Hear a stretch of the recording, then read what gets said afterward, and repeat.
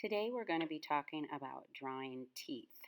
So I've already done a couple of different teeth, one without braces and one with, we had the picture was actually half of the teeth had braces on them.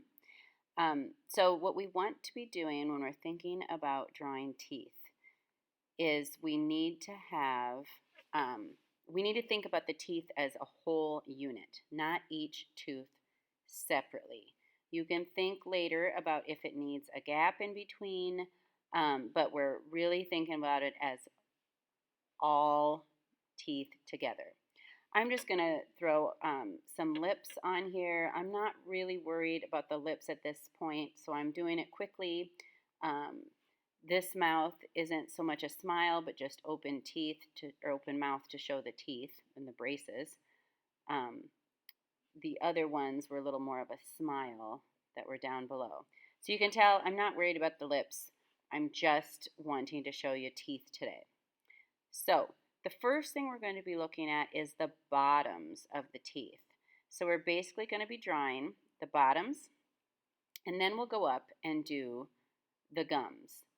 So I want to start directly below the dip in the lip for the middle of the teeth. And a lot of times our teeth are much wider than we really want to admit. So notice I make adjustments as I go. I'm going to have a very dark shading underneath the teeth. We see just a little bit of teeth at the bottom, not a lot. But notice I'm not drawing each tooth separately. I am drawing the bottoms of all the teeth as a whole unit. So now I'm going to go to the other side of the teeth, and this is the second front tooth. Part of the teeth are, hidden behind the lip, so I draw it that way. You only see part of that. We have about 4 teeth on each side of the mouth, so the front tooth and then 3 back behind. And then it's very dark back in the corners of the mouth because you don't see any of those teeth back there. Now, the next thing I'm going to do is the gums. Notice the part where the gums come down is right at the center line from the bottom of the teeth that I made. When you're shading in the gums, they're lighter than that dark that's on the bottom. And I look at each person's mouth individually. I feel like on this one, I needed to show a little more gums on that tooth, and I would probably go back in later and add that because it's a little more slanted.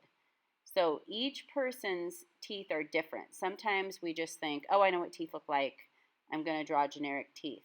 But if you're actually drawing somebody, you want to look at their actual mouth. Each of these drawings that I did are different because I was using a different photograph. So I notice that the bottom of my one tooth and the gum isn't lining up. So I have to go back and fix that a little bit later. Now, you could leave the teeth just like that. Sometimes people don't put any lines in between the teeth. It depends on what teeth you are doing. If you're like, hey, that's awesome, leave it that way. If you feel, oh, I need a little bit of a gap, put a little line there. Sometimes it's a big gap, so you really have to draw a heavier line to give the gap. If you have a tooth missing, you literally just finish the one tooth, leave a gap, and start the next tooth.